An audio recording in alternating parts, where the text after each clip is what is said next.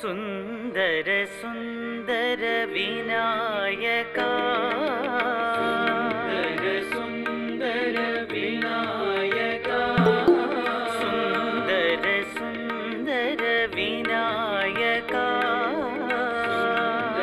सुंदर विनायका शुभ मंगलदायक विनायका शुभ मंगलदायक शुभ मंगलदायक विनायका शुभ मंगलदायक विनायका विघ्न कोटि हर विमल गजानन विघ्न कोटि हर विमल गजानन विघ्न कोटि हर विमल गजानन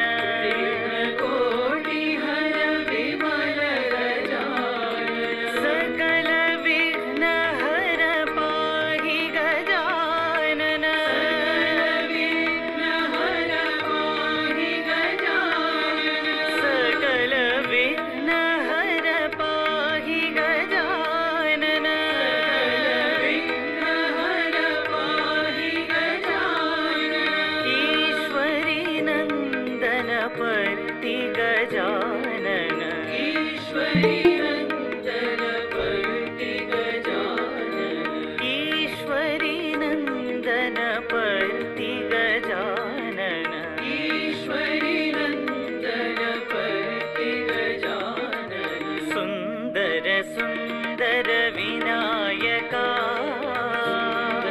सुंदर विनायका शुभ मंगलदायक विनायका शुभ मंगलदायक विनायका विघ्न कोटि हर विमल गजानन विघ्न कोटि हर विमल गजानन सकल विघ्न हर पाहि गजानन विघ्न हर पाहि गजानन ईश्वरी नंदन पर्ति गजानन ईश्वरी नंदन पर्ति गजानन ईश्वरी नंदन पर्ति गजानन ईश्वरी नंदन पर्ति गजानन जय जय गणेश जय श्री गणेश जय जय गणेश जय श्री गणेश जय जय गणेश जय श्री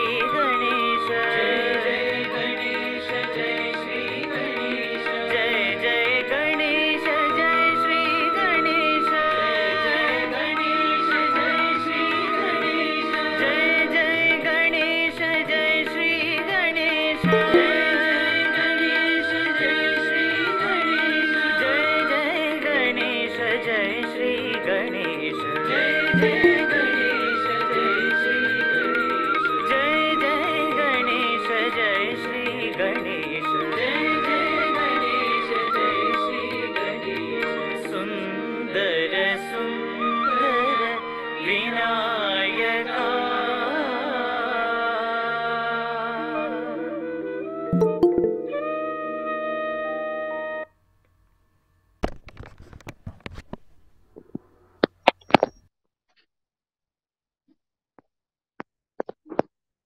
ओम साई राम। भगवान बाबा के पावन चरणों में कोटि कोटि प्रणाम एवं आप सबके हृदयवासी श्री भगवान के चरणों में हमारा नित्य निरंतर नमन। भगवान बाबा की दैवी उपस्थिति में आप सब साई ब्रदर सिस्टर्स का अभिनंदन, नमन एवं सादर सप्रेम साई राम।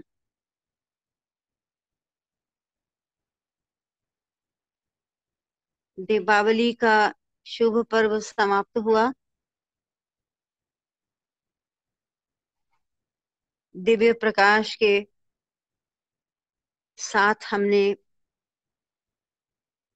इस त्योहार को मनाया, दिव्य प्रकाश को आत्मसात किया और आज पुनः हम सब इकट्ठे हुए हैं और हम जिस विषय पर चर्चा कर रहे थे वो है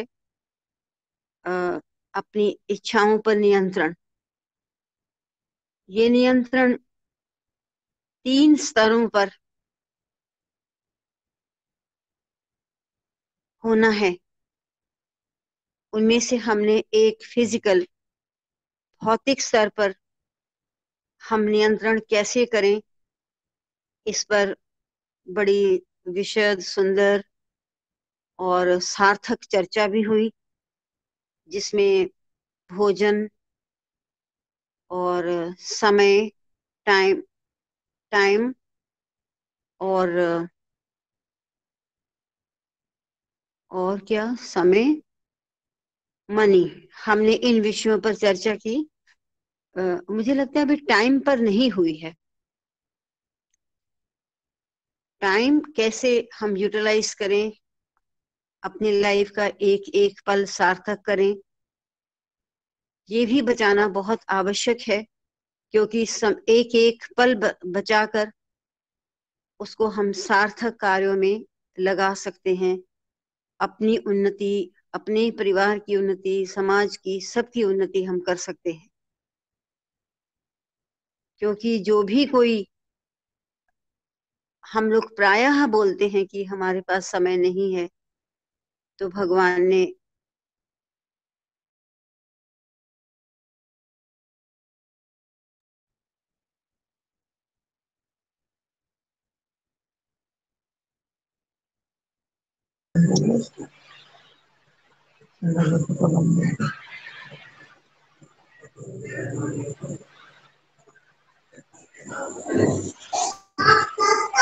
बहन जी टाइम पर हो चुकी है।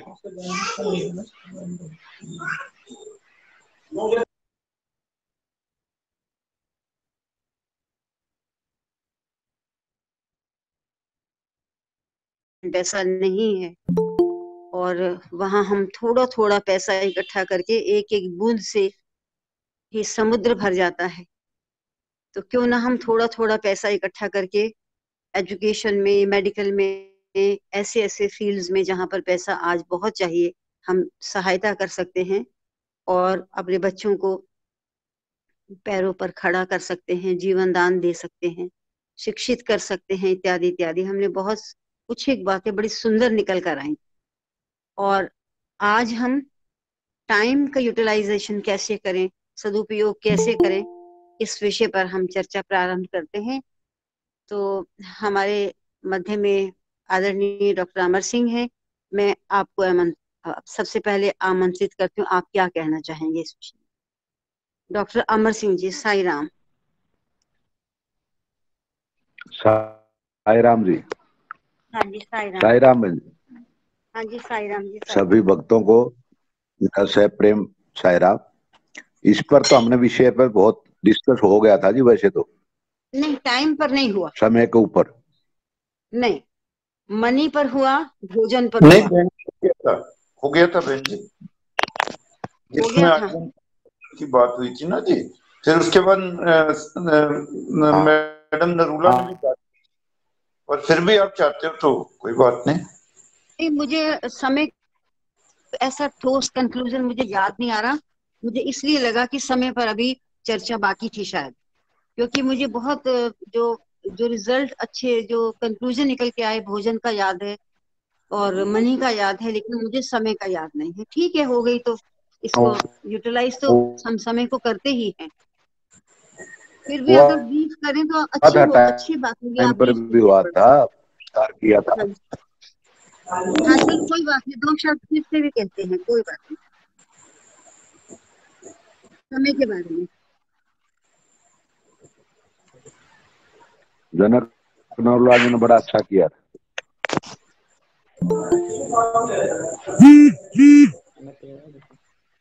नेट तो हाँ जी साईराम, साईराम जी। हाँ जी ठीक है, कोई बात नहीं, आगे बढ़ते हैं। और समय, मनी और भोजन पर अच्छी सी डिस्कशन हुई, पर मुझे अभी भी याद नहीं आ रहा, तो कोई बात नहीं, मैं अपनी बैक मेमोरी में जाके सब कुछ याद कर लूंगी कि कौन सी अच्छी सी बात जो हमें समय को बचाने के लिए आ, हमें प्रयास करना चाहिए, ताकि हमारा समय बचे अपनी रूटीन वर्क में से, और वो समय हम किसी और सद्कार्यों में उसको हम लगा पाए। अब हम चलते हैं आगे। बीवी गुप्ता भाई साहब, जी जी बहन जी। हाँ जी आगे बहन जी। आगे मानसिक लेवल पर। हाँ बहन जी, मैं एक खाका खींचना चाहता हूँ। जी हाँ जी, बताइए। थोड़ा मैंने ये डॉक्टर आर्टोंग जुमसाई के चरणों में बैठ के हाँ हाँ ये जी। वो सीखा था थाईलैंड, जब हमारी एक टीम गई थी ना जी, तो हाँ जी, वहां आपके। थाईलैंड में, हम्म। तो अगर वो सभी चीजों का ये है कि अगर हम अपने मन को देखें तो हमारा मन 3 हिस्सों में बटा हुआ है। एक हिस्सा तो हमारा चेतन मन है, कॉन्शियस माइंड है, हम्म, जिससे हम अब बातचीत कर रहे हैं, सब कुछ हो रहा है। वो कॉन्शियस माइंड से जो हमारा इंप्रेशन है वो हमारे सबकॉन्शियस माइंड में चला जाता है, अर्ध चेतन मन में, जो हमारे संस्कार बनते हैं। हम्म, और एक आत्मा है जो सुपर कॉन्शियस माइंड है, जो हमें बताता है कि आपने ये करना है, ये नहीं करना। वो विचारों को नियंत्रण करने के लिए हमारा सुपर कॉन्शियस माइंड जो है वो बताता है कि ये अच्छा विचार है, ये खराब विचार है। ये रेफरी का काम करता है। खुद जो है वो सिर्फ बताता रहता है, लेकिन होता ये है कि जब वो उसकी बताई हुई बात को हमारा सबकॉन्शियस माइंड और कॉन्शियस माइंड नहीं मानता, जिसके पीछे हमारी पांचों सेंसेस का वेग जो है वो जिम्मेवार होता है, कि हमारी सेंसेस हमें प्रॉम्प्ट करती हैं कि नहीं कोई बात नहीं, कोई फर्क नहीं पड़ता, ये तो देख ही लो, कोई बात नहीं, कोई फर्क नहीं पड़ता, ये तो खा ही लो, कोई बात नहीं, कोई फर्क नहीं पड़ता, ये तो सुन ही लो। तो हम सुनते भी जाएंगे, फिर कहेंगे ना नहीं पहने क्यों, आपा किससे दिखी चुगली सुननी। तो वो मतलब सुनने के बाद कहते हैं, पर वो जी जो एक्चुअल क्या है कि हम अपनी पांचों सेंसेस को नाराज नहीं करते। तो जब हम बार बार ऐसा करते हैं तो हमारा जो वो सुपर कॉन्शियस माइंड है ना जी, वो डोरमेंट स्टेज में चला जाता है। डोरमेंट स्टेज मीन्स फिर वो सोचता है कि यार इसने माननी तो है ही नहीं है, करनी तो इसने अपनी मर्जी ही है, तो मैं ऐसे ही अपना क्यों इसके ऊपर टाइम इन्वेस्ट करूं। और हमारी जो कॉन्शियस माइंड है उसकी दूरी सबकॉन्शियस माइंड के से कम हो जाती है और कॉन्शियस माइंड से बढ़ जाती है। तो वो जो सुपर कॉन्शियस माइंड है, सुपर कॉन्शियस माइंड की आवाज बड़ी धीमी होती है। तो जब वो दूरी बढ़ जाती है तो वो सुनाई देना बंद हो जाती है। तो जब हम ये सत्संग करते हैं तो इस सत्संग में सबसे बड़ा फायदा यही होता है कि कुछ सुपर कॉन्शियस माइंड को आस बनती है कि ये आदमी अब बदलना चाह रहा है अपने आप को। इसका एक प्रूफ ये है भी, ये स्टडी सर्कल में आया है, इसके दिल में ये इच्छा बनी है कि मैं अपने विचारों को नियंत्रण करूं, अपने विचारों की जो जो वो है उसको कर्म करूं, जहां जरूरत है उस पर सीलिंग लगाऊं। तो जब ये सुपर कॉन्शियस माइंड का डोरमेंसी खत्म हो जाती है, जब जब ये एक्टिव हो जाता है, तो फिर ये बात कोई वो नहीं, फिर ये नेचुरल होने लग जाता है। जब भी कभी भी कोई हम अपनी लिमिट को क्रॉस करने लगते हैं तो इमीडिएटली हमारा जो सुपर कॉन्शियस माइंड हमें कहता है ठहर जा, और हम ठहर जाते हैं। और ये बात चलती रहती है सुपर कॉन्शियस माइंड की और सब कॉन्शियस माइंड की, लड़ाई चलती रहती है। कभी सुपर कॉन्शियस माइंड जीत जाता है, कभी सब कॉन्शियस माइंड जीत जाता है। धीरे धीरे जब आदमी बहुत सचेत हो जाता है तो फिर फ्रीक्वेंसी सुपर कॉन्शियस माइंड के जीतने की बढ़ जाती है। तो यही हमारा एक्चुअली स्टडी सर्कल का भी पर्पस है। यही हम जितने भी एक्ट कर रहे हैं, ये 9 पॉइंट कोड ऑफ कंडक्ट में सब में ये बात लागू होती है कि भी हमें एक्चुअली तो अपने सुपर कॉन्शियस माइंड की डोरमेंसी को खत्म करना है।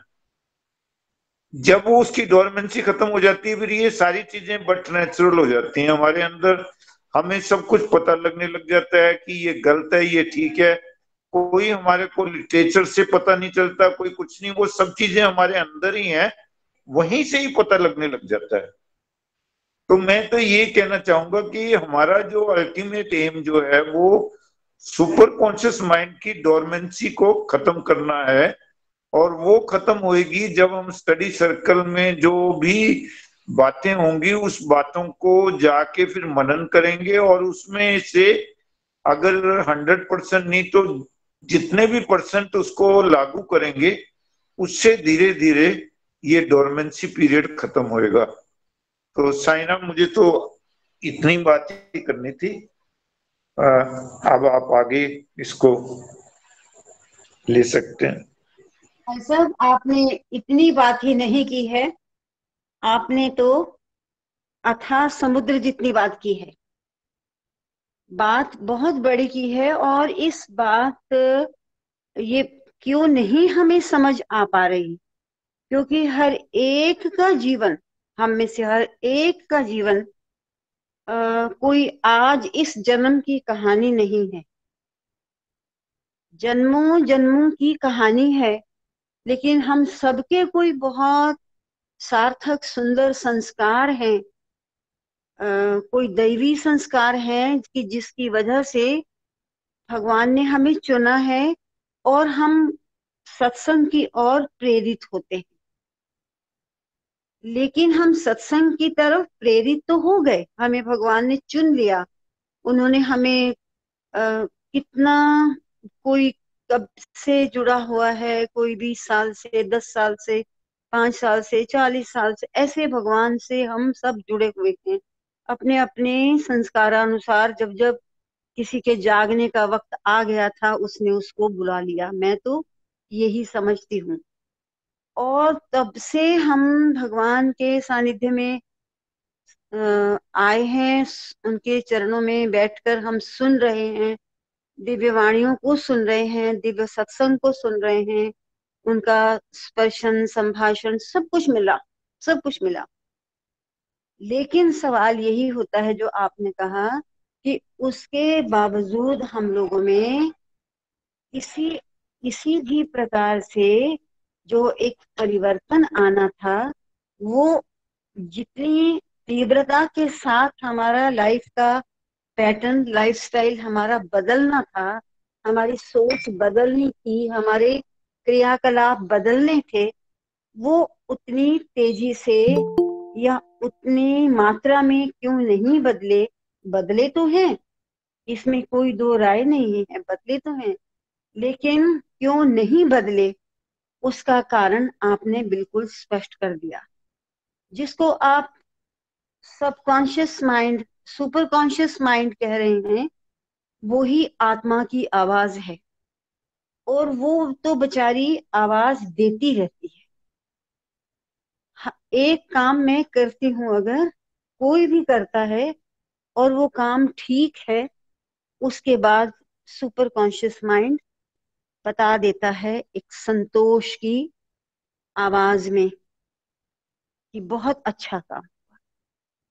लेकिन जब मेरा काम इसके विपरीत है, तभी भी सुपर कॉन्शियस माइंड बता देता है कि ये काम ठीक नहीं है, ये सोच ठीक नहीं है, लेकिन अगर मैंने नहीं सुना, बस वो फिर बेचारा धीरे धीरे उस स्थिति में पहुंच गया जहां वो चुप करके बैठे, क्योंकि इन्होंने सुनना तो है नहीं। तो अब जो सत्संग हम कर रहे हैं वो यही है कि हमारी इन 5 एलिमेंट्स, 5 सेंसेस से जो भी कोई क्या कहना चाहिए, इनका ऑब्जेक्ट के साथ मिलकर जो भी रिएक्शन, प्रतिक्रिया होती है और एक नए कर्म का जन्म हो जाता है, कर्म नहीं कहूंगी मैं, एक नए संस्कार का जन्म हो जाता है। चाहे तो उसमें मेरी आंख कारण है, चाहे तो मेरा उसमें कान कारण है, चाहे तो नाक, चाहे तो जिह्वा, चाहे तो त्वचा। ये जो 5 सेंसेस हैं, ये तो भगवान के सॉफ्टवेयर कंप्यूटर्स जो इसने हमारी बॉडी में सेट कर दिए, और पांचों हर टाइम हर एक चीज को एब्जॉर्ब कर रहे हैं और भरते जा रहे हैं संस्कारों को। बस सवाल यही, डिस्कशन आज यही है कि किस तरीके से हम इस, जो मेरी आंख और किसी ऑब्जेक्ट के साथ कोई रिएक्शन हुआ, मुझे पता लगता है गलत है ये, ठीक है ये, तो वो किस, उसकी जो प्रतिक्रिया है, मान लीजिए वो गलत प्रतिक्रिया है, तो मुझे समझ क्यों नहीं आना चाहिए, मुझे आना चाहिए, और इतना मुझे सचेत हो जाना चाहिए कि वो आगे से ना हो। तब कहीं जाकर मेरा सबकॉन्शियस, सुपर कॉन्शियस माइंड थोड़ा सा चेतेगा। नहीं तो उस बेचारे को तो हमने उसका कहना ना सुन सुन के हमने उसको चुप करवा के रखा।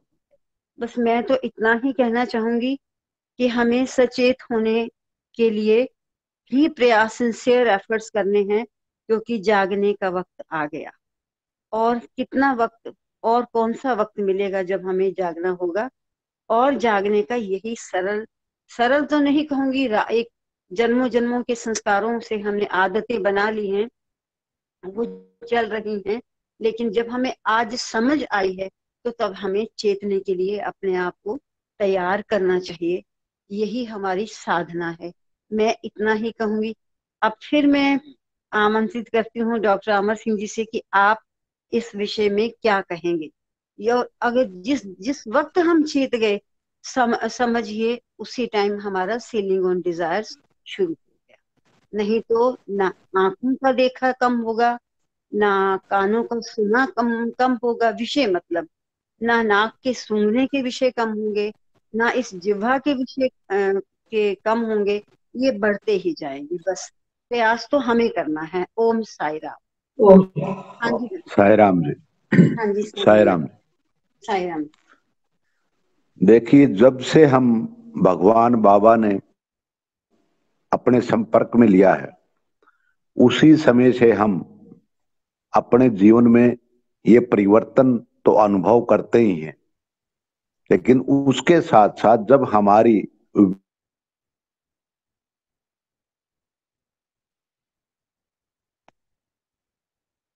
हाँ जी डॉक्टर साहब, आवाज नहीं आ रही है आपकी।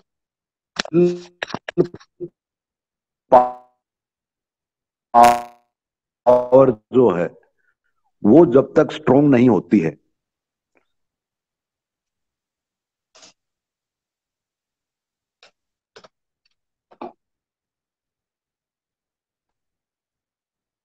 डॉक्टर साहब आपकी आवाज नहीं आ रही।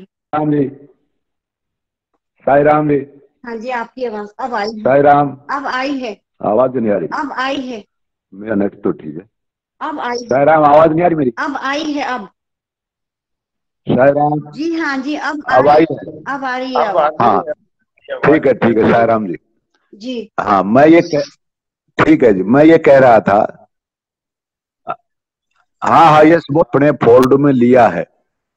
ये उनकी प्रेरणा के बगैर हम नहीं पहुंचे वहां पर, चाहे किसी भी माध्यम से उन्होंने हमें बुलाया है।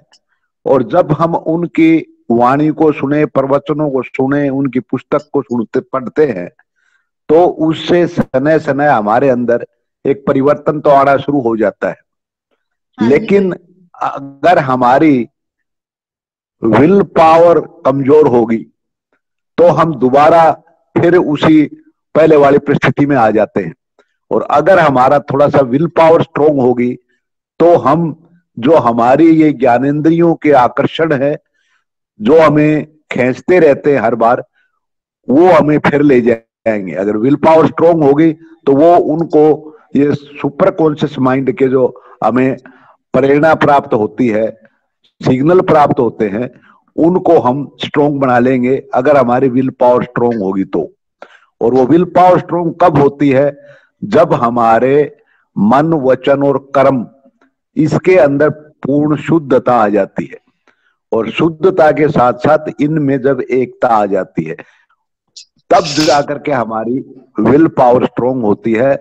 तब हम सुपर कॉन्शियस माइंड की बात को मानने लग जाते हैं और सुपर कॉन्शियस की माइंड की आवाज वो भी स्ट्रोंग होनी शुरू हो जाती है जब हमारा ये त्रिगुण शुद्धि जो है ये हमारी आ जाती है, तीनों की, मन, वाणी, कर्म की।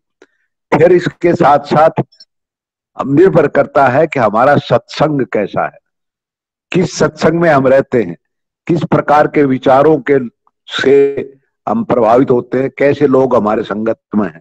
अगर वो संगत भी हमारी अच्छी है, सब इन्हीं प्योर विचारों के हैं, बातें उनकी सारी की सारी आध्यात्मिक ही होती हैं, तो हम और ज्यादा स्ट्रोंग होते चले जाएंगे। क्योंकि हम एक समाज में रहते हुए एक ऐसे प्राणी भी हैं जिसको और भी हमें देख रहा है। अगर हम आहिस्ता आहिस्ता सुधरते जाते हैं तो दूसरे व्यक्ति भी ये सोचते हैं कि आज इसमें क्या परिवर्तन हुआ है। और वो आहिस्ता आहिस्ता जो परिवर्तन है वो जब दूसरे व्यक्ति देखकर बताते हैं तो और स्ट्रोंग होना शुरू हो जाता है। फिर हम अपने उस रास्ते पर जो भगवान बाबा ने हमें बताया है उस राह पर चलने लग जाते हैं। क्योंकि अगर हम गलत करते हैं तो हमें चारों तरफ ये पता लगता है कि ये हमारे जो चारों तरफ समाज है ये क्या कहेगा। अगर ये बाबा का डिवोटी है और ये काम कर रहा है, ये बाबा का डिवोटी है इस प्रकार बोल रहा है, ये स्वामी का डिवोटी है इस प्रकार के कार्य संलग्न है, ये एक भय हमारे अंदर ये भी आना शुरू हो जाता है जो हमें सुधारने की दिशा में ले जाता है। तो इसलिए हमें अपने विचारों से, मन से, कर्मों से हमेशा शुद्ध होना चाहिए। और जब उनमें एकता रहेगी तो हमारे वाणी का भी स्ट्रोंग होगी, कर्म में भी दम होगा और उसको सुनने के लिए और उसको मानने के लिए भी लोग बाध्य हो जाएंगे। जो मनुष्य का तप होता है, तेज होता है, वो तेज जब ही बढ़ता है जब हमारे मन व कर्म के अंदर एकता होती है। उसी समय हमारा तेज भी बढ़ना आरंभ हो जाता है। दूसरा व्यक्ति हमारे प्रभाव से अपने आप दबने लग जाता है, वो समझ जाता है कि ये बड़ा स्ट्रोंग आदमी है, इसको तो आप मोल्ड नहीं कर सकते, इसलिए वो अपने आप कन्नी काटने लग जाते हैं। और हमें उनका ही संग अच्छा लगता है या वही हमारे संग में रह सकते हैं जो हमारे लाइन के ऊपर इसी आध्यात्मिक मार्ग पर चलने वाले हैं, वही हमारे साथ चल पाते हैं। दूसरे अपने आप रास्ता छोड़ते चले जाते हैं। तो इस प्रकार से ये हम सत्संग के द्वारा, दूसरी अच्छी संगत के द्वारा, उन लोगों के साथ बैठ करके और लगातार चिंतन मनन करते हुए जो भगवान बाबा ने बताई है। एक पुस्तक को हम एक बार पढ़ते हैं, अगर उसको 3 बार पढ़ते तो और नई चीजें निकल के आ जाती। उसके बाद हमारा एक्सपीरियंस भी बढ़ता जाता है और उन चीज को, गहनता को हम प्राप्त करने आरंभ कर देते हैं।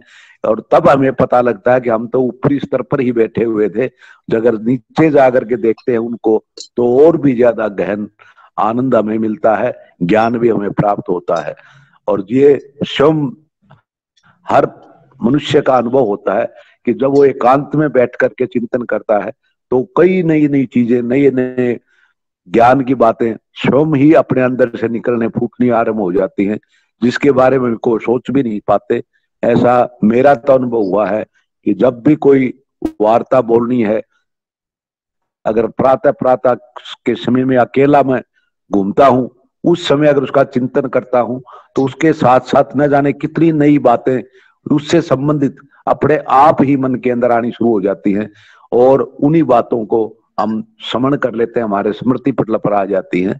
तो इसलिए जब भी आप बोलते हैं, प्रवचन कोई बात करते हैं, तो स्वयं ही वो सारी की सारी बातें आपके सामने समक्ष आ जाती है।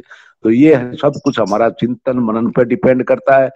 हमारे कंट्रोल जो हमारी इंद्रियों को उसके ऊपर करता है, और उसके बाद हमारा मन वाच कर्म जो है इसकी शुद्धि और एकता के ऊपर करता है, और अच्छे सत्संग पर करता है। तो इन सब चीजों का अगर हम ध्यान रखते हैं तभी हमारी सुपर कॉन्शियस माइंड की आवाज को हम सुन पाते हैं, और वो आवाज सुपर कॉन्शियस माइंड की यहां तक भी पहुंच जाती है कि हमें पहले चेत उस घटना से पहले भी आपको बता देती है। कई बार ऐसी इंट्यूशन होती है कि ये घटने वाला है, आपको पहले पता लग जाता है, और ऐसा कई बार जीवन में होता भी है, और सबके साथ होता होगा, मेरे साथ तो कई बार ऐसा हुआ है। तो यही मैं कहना चाहता था कि how we can increase our super conscious power. तो इसके बारे में जो मैं समझता था वो आपको बताना चाहा। साई राम जी, साई राम।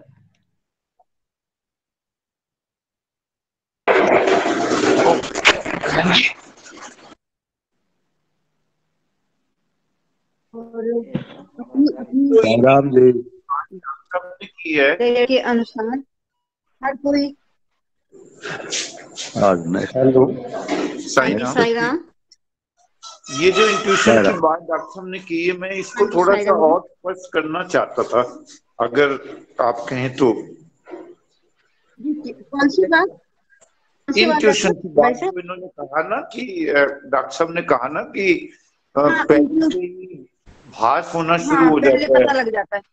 हाँ, वो क्यों होता है, उसके पीछे क्या लॉजिक है? बहन जी, जो हमारा कॉन्शियस माइंड है वो बीच में है, और एक तरफ हमारा सबकॉन्शियस माइंड है और दूसरी तरफ हमारा सुपर कॉन्शियस माइंड है। जब हमारे अंदर प्योरिटी आती है तो प्योरिटी से जो कॉन्शियस माइंड है वो सुपर कॉन्शियस माइंड की तरफ जाना शुरू हो जाता है। मतलब उसकी दूरी जो है, सुपर कॉन्शियस माइंड की दूरी जो है वो कॉन्शियस माइंड से कम होनी शुरू हो जाती है।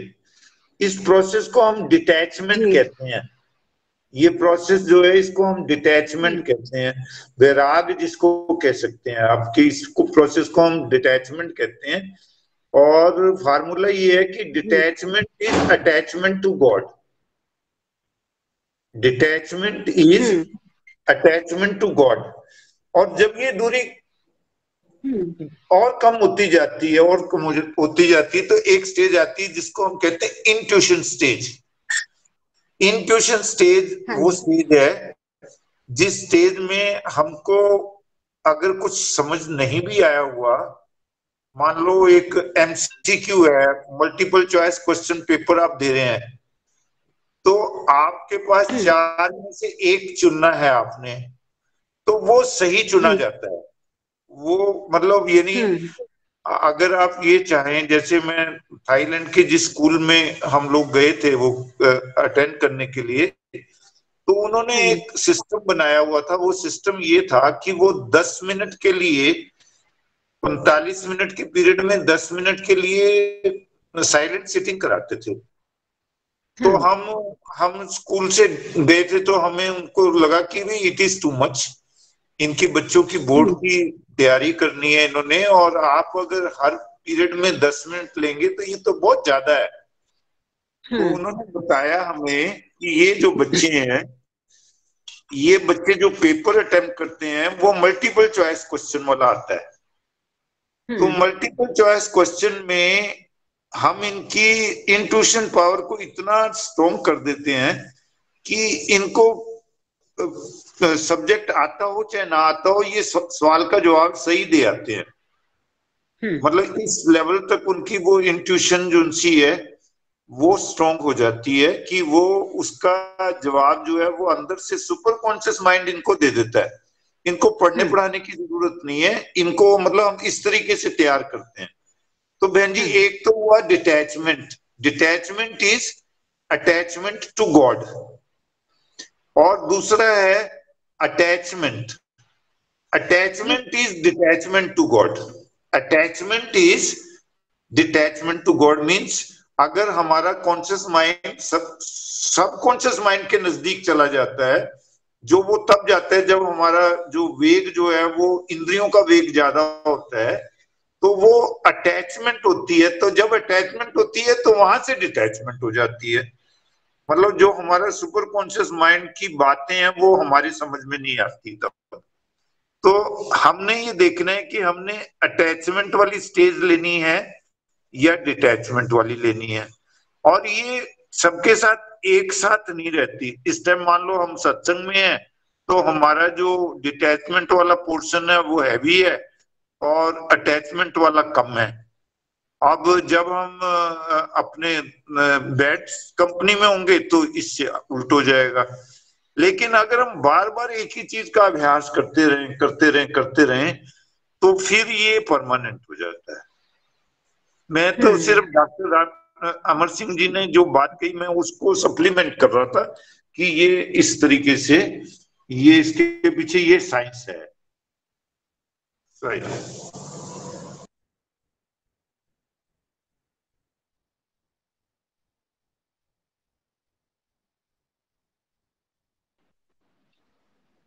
थैंक यू डॉक्टर साहब, आपने उस परिस्थिति को बड़ी अच्छी प्रकार से, बड़े विस्तार से बताया, डिटैचमेंट और अटैचमेंट के साथ। और मैं अपना अनुभव बता रहा था भी इस तरह होता है, उसको क्लियर आपने कर दिया कि वो जो हमें प्रेरणा प्राप्त होती है, इंट्यूशन प्राप्त होती है, वो तभी होती है जब हमारा कॉन्शियस माइंड और सुपर कॉन्शियस माइंड का डिस्टेंस बहुत कम हो जाता है। जी हाँ जी, जो पॉल्यूशन होती है हमारे अंदर वो विचारों से होती है, इधर उधर के विचारों से होती है।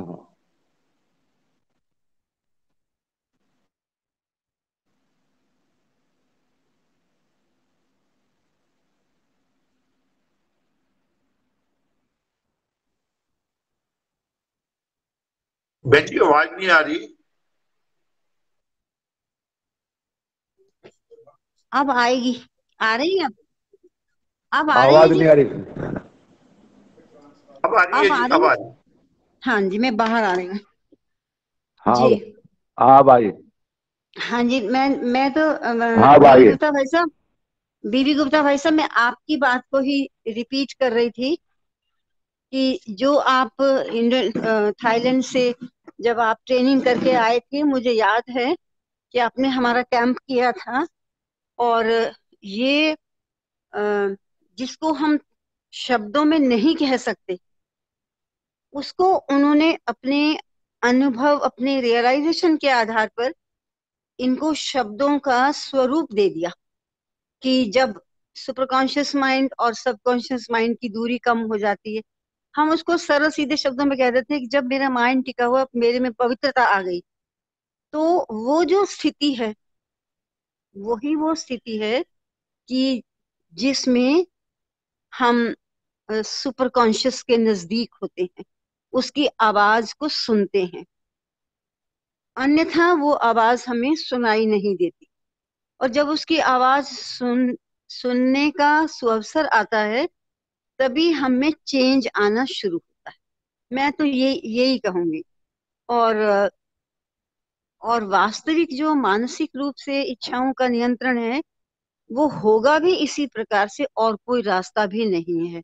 जब तक हम अपने अंतर्मन की, सीधे शब्दों में कहें, हम अपने अंतर्मन की आवाज को जब तक हम नहीं सुनेंगे, और सुनकर वो कहता है तुमने गलत, मैं अंतर्मन मन को नहीं कह रही हूँ, सबकॉन्शियस, ये सुपर कॉन्शियस को भी नहीं, सबकॉन्शियस तक तो हम पहुंचते हैं कि अगर ये गलत बात है तो हमें पता लगना चाहिए गलत है, और अगर ठीक बात है तो हमें पता लगना चाहिए ठीक है, और उसके अनुसार ही हमारा व्यवहार होना चाहिए।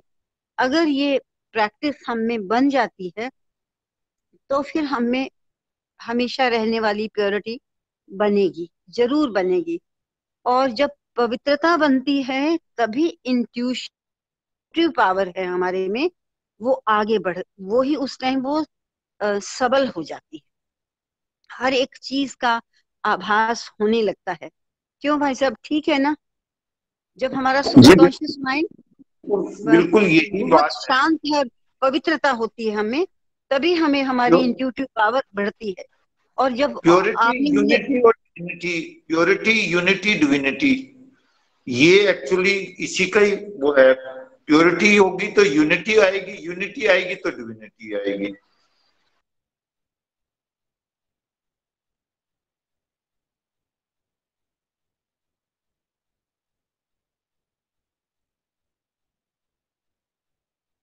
बहन जी आपकी आवाज आनी फिर बंदू।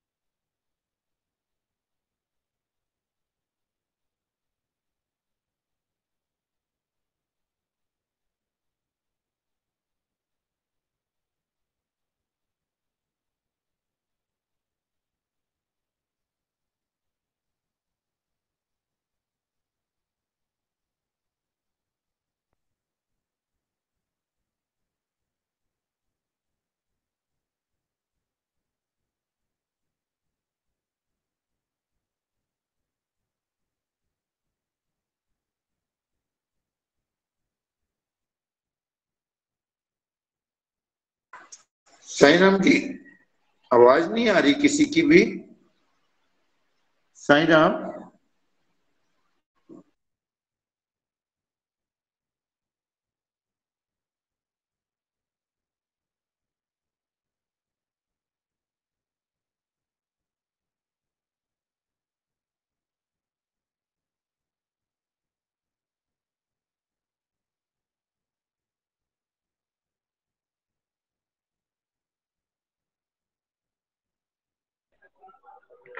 साईं राम।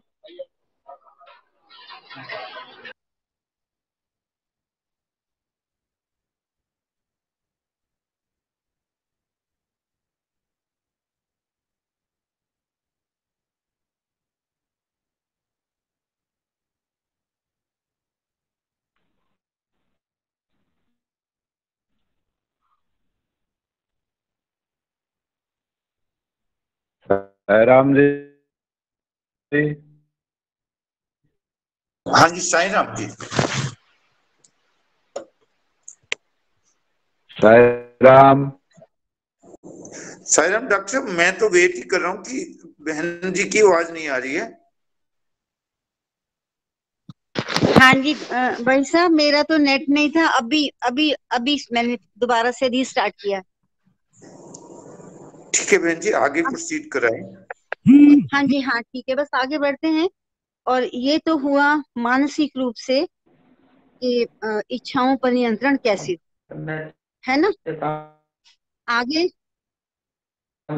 हाँ जी, और इससे आगे। हाँ जी साईं राम।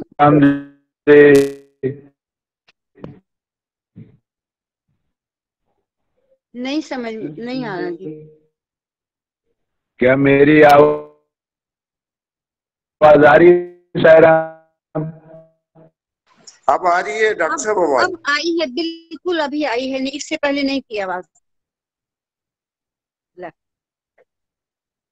बीबी गुप्ता भाई साहब आप चलाइए आगे, हमारी तो नेटवर्क प्रॉब्लम हो रही है बहुत। हाँ साईं राम।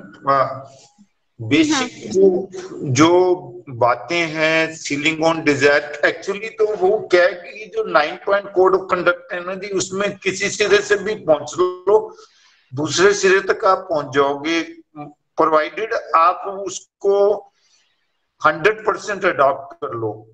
वो जो भी चीज को आप अडॉप्ट करोगे उससे बाकी चीजें आपके साथ अपने आप ही ऑटोमेटिकली जुड़ती चली जाएंगी। मतलब आप रह नहीं सकते कि आप ये कहो कि जी मैं ये तो करूंगा और ये नहीं करूंगा, प्रोवाइडेड आपने उसको 100% अगर अडॉप्ट किया है, फिर आपको वो बाकी चीजें अपने आप ही मिल जाएंगी। तो सीलिंग ऑन डिजायर में भी मेन चीज ये है कि जब हमारी ये डोरमेंसी खत्म होगी, मेन चीज तो हमारी जो अंदर आत्मा है उसको वो करना है। एक और कंसेप्ट है जो कि बहुत मुश्किल से समझ में आता है और जिसके लिए हम बहुत ट्राई करते हैं कि मैं शरीर नहीं हूं, मैं आत्मा हूं। जी इसको हम कहते हैं सेल्फ कॉन्शियसनेस। ये जो चीज है इसको रियलाइज करना बहुत ही जरूरी है। और इसको रियलाइज करने के लिए मैंने बड़ी जगह बहुत लोगों के बीच में बातचीत जब देखी है, देखा है, तो मुझे ये बात समझ में आई है कि इस बात को सबसे ज्यादा फोकस जो है ये ब्रह्मा कुमारी करते हैं। वो लोग इसके ऊपर इतना ज्यादा कंसंट्रेट करते हैं और वो उनके जो पहले लेसन्स हैं वो लेसन सिर्फ इसी बात को ही बार बार कहते हैं कि आप आत्मा हो, आप शरीर नहीं हो। और इसको वो कहते हैं सेल्फ कॉन्शियसनेस, कि अपने अंदर की कॉन्शियसनेस। बाबा भी कहते हैं, हमेशा ही उन्होंने ये कहा कि जब तक आप ये नहीं सोचोगे कि आप आत्मा हो तब तक काम बनेगा नहीं। लेकिन हम उतना जोर नहीं दे रहे इस बात को कि हम इस बात को रियलाइज कर लें मेडिटेशन से या ऐसे। हम इस बात को रियलाइज नहीं कर पा रहे हैं, यही हमारी प्रॉब्लम है। ये हमारी प्रॉब्लम है। जी हालांकि गीता भी ये कहती है, सब कहते हैं, पर हम इसको महसूस नहीं करते। इसको हम सिर्फ ऊपर की सतह पर कहते हैं, ऊपर वाली सतह पर हम इस बात को कहते हैं। अंदर इस बात को हम नहीं महसूस कर पा रहे। मुझे लगता है ये प्रॉब्लम है हमारी सबसे बड़ी। आप क्या कहते हैं? ये आप प्रॉब्लम, इस प्रॉब्लम का सॉल्यूशन भी हो सकता है।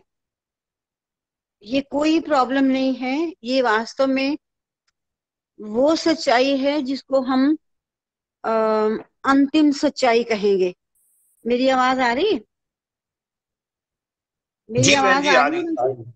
हाँ आ जी, रही है मैं बहन जी, उसको कहूंगी यही वो अंतिम सच्चाई है कि जिसको जानने के लिए, जिसको रियलाइज करने के लिए, जिसकी अनुभूति करने के लिए ही हम conscious mind, super subconscious mind, super conscious mind की यात्रा कर रहे हैं। और भगवान ने अपने डिस्कोर्सेज में बहुत बार, अनेकों बार कहा है, देहो देवालय। अभी जो सनातन सारथी हमने पीछे खत्म की है, उसके अंतिम पंक्ति थी, शायद तो वो सनातन सारथी नहीं, सॉरी, वो वाहिनी, सत्यसाई वाहिनी, उसकी अंतिम पंक्ति थी कि देहो देवालय, ये देह एक मंदिर है और उसमें वह निवास करता है। भाई साहब, ये तो साधना की अंतिम स्थिति है जिस तक हमें पहुंचना है। अब क्योंकि हम देह के अभिमान के साथ ही शुरू से आखिर तक रह रहे हैं।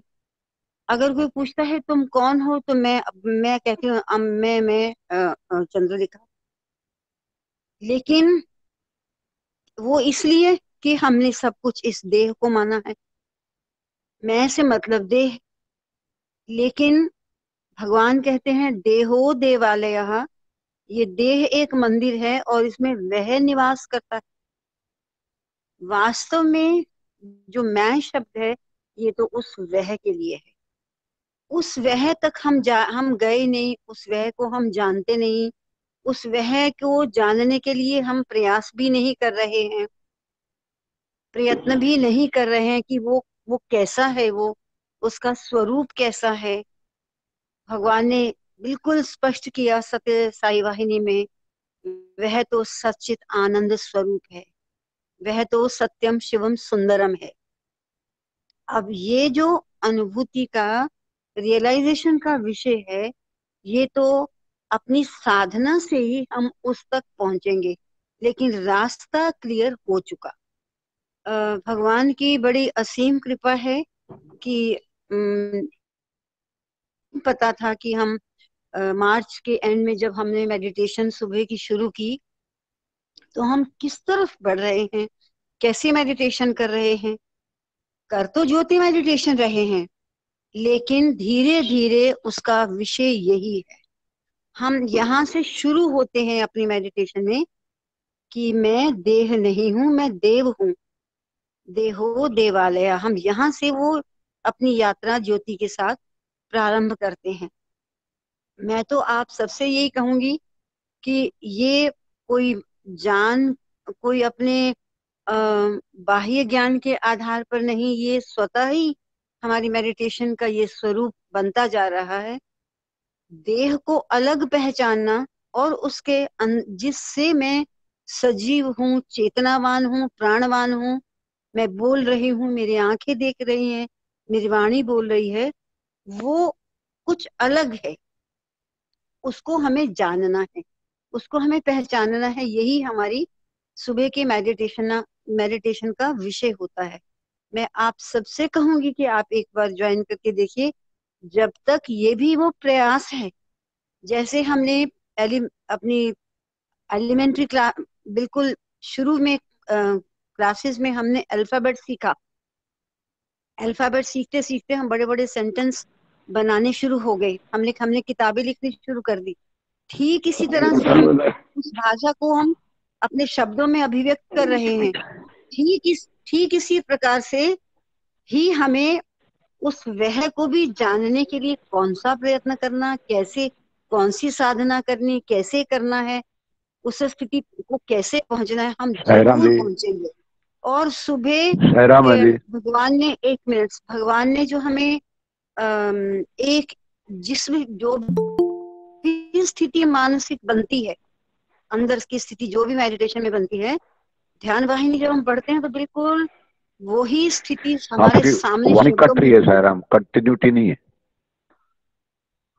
तो मैं ये चाहूंगी कि जो आपने प्रश्न ये उठाया कि वो कौन है, वो उस अंतिम चरम उद्देश्य तक तो हर एक को पहुंचना है। बस रास्ते अलग अलग हमारे हो सकते हैं, और इस रास्ते को पहुंचना केवल शब्दों से नहीं पहुंच पाएंगे, इसकी अनुभूति तो हम करके हमें होगी, तब हम वहां तक पहुंचेंगे। और यही वास्तव में हमारे जीवन का भी उद्देश्य है और ध्यान का भी उद्देश्य है। ओम साई राम। हाँ जी रक्षा, आप कहिए। हाँ जी डॉक्टर अमर सिंह जी, आप बताइए। साई राम। डॉक्टर अमर सिंह जी, आप कहिए, आप कहना चाह रहे थे, आप कहिए। साई राम जी। हाँ जी कहिए डॉक्टर साहब, आपकी आवाज आ रही है।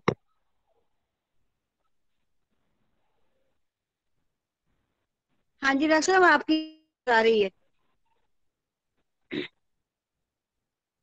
आप कहिए कुछ। साई राम।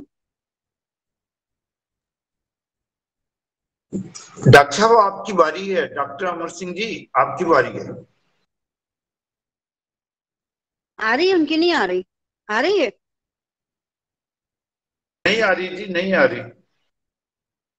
हाँ भाई साहब, आप कहिए कुछ इस बारे में, आप कहिए कुछ, क्योंकि आपका ये सवाल था कि सिर्फ कि कहीं और नहीं, हमारे यहाँ भी जो स्वामी की टीचिंग के अनुसार भी हमें उसी स्थिति तक पहुंचना है जो हम अपने आप को देह के अभिमान से ऊपर पहुंचाएंगे, उसी के लिए ही प्रयत्नशील है। हाँ जी भाई साहब, आप बताइए। बहन जी, इसमें बड़ी विचित्र स्थिति एक है। वो विचित्र स्थिति ये है कि जिसको तो ये ब्लिस का अनुभव हो जाता है, वो तो किसी सत्संग में भी नहीं रुकता, वो तो ज्वाइन ही नहीं करता कहीं भी।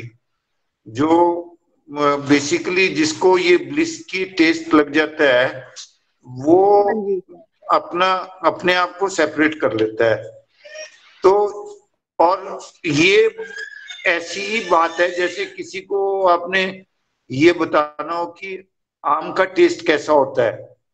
अब आम का टेस्ट तो आम को टेस्ट करके ही पता चल सकता है ना जी। अगर मैं उसको कहूं जी कि ऐसा सा है, ये है, वो है, तो उससे कुछ समझ नहीं आ सकती सामने वाले को कि ये किस टेस्ट की बात कर रहे हैं।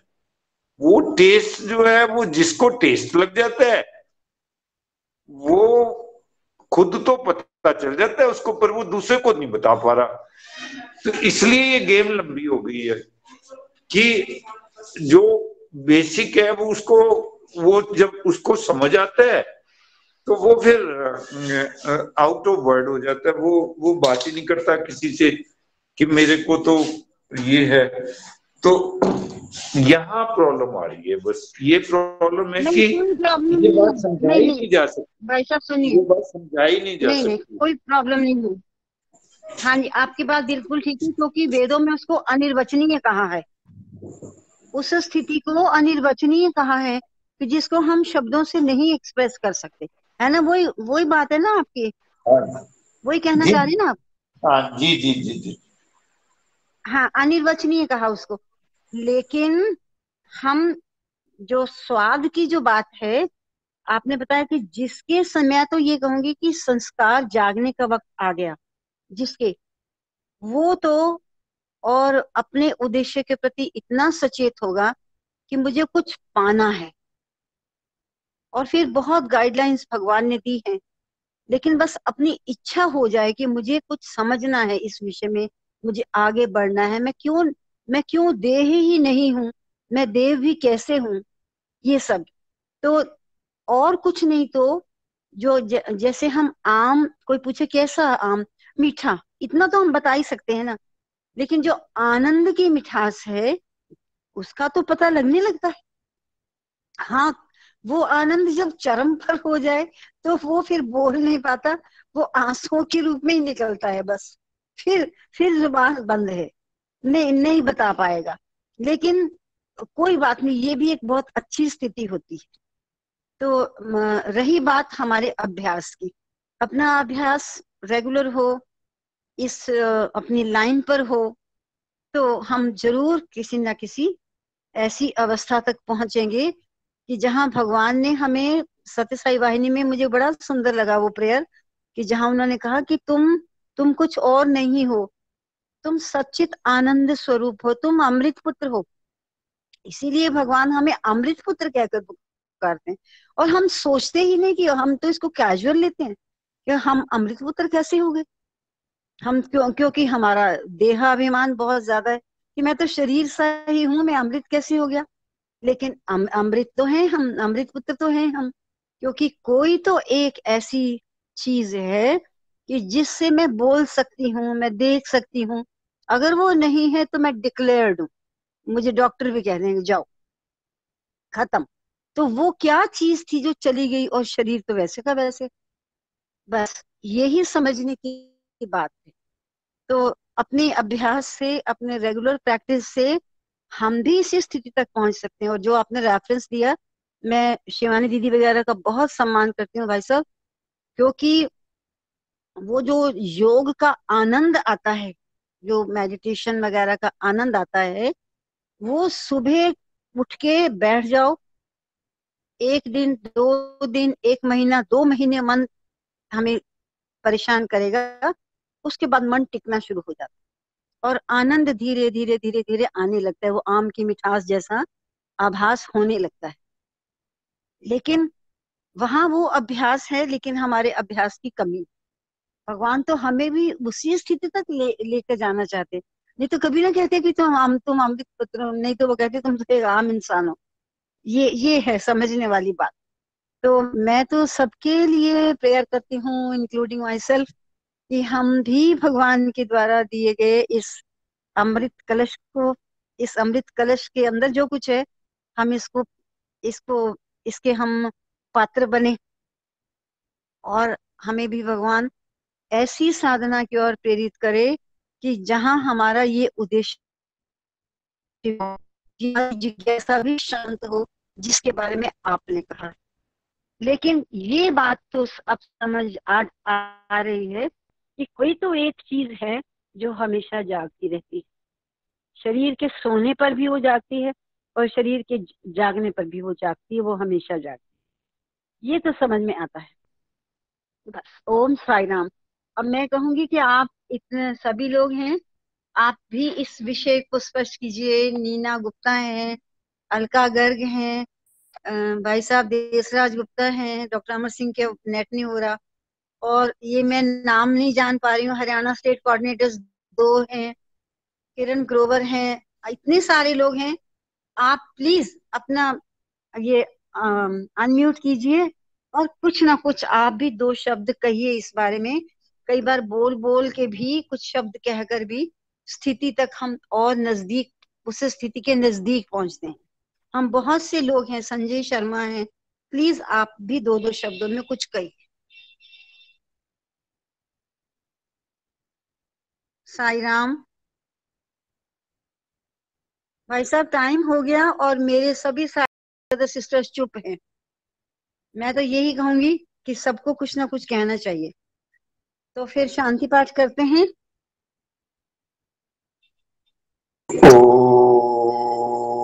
समस्त लोकाः सुखिनो भवन्तु। साई राम जी। हाँ जी साई राम जी। साई राम। हाँ जी भाई साहब बोलिए। साई साई राम। राम। हाँ जी साई राम, आपकी आवाज आ रही साई है। राम। जी हाँ जी साई राम, साई आपकी राम। आवाज आ रही है। बहन जी समय हो गया, हाँ समय हो जी गया। वो ये डॉक्टर साहब पता नहीं साई राम कर रहे हैं। समस्त लोकाः सुखिनो भवन्तु। समस्त लोकाः सुखिनो भवन्तु। समस्त लोकाः सुखिनो भवन्तु। ओम शांति शांति शांति। जय बोलो भगवान श्री सत्य साई बाबा जी की जय। आप सब साई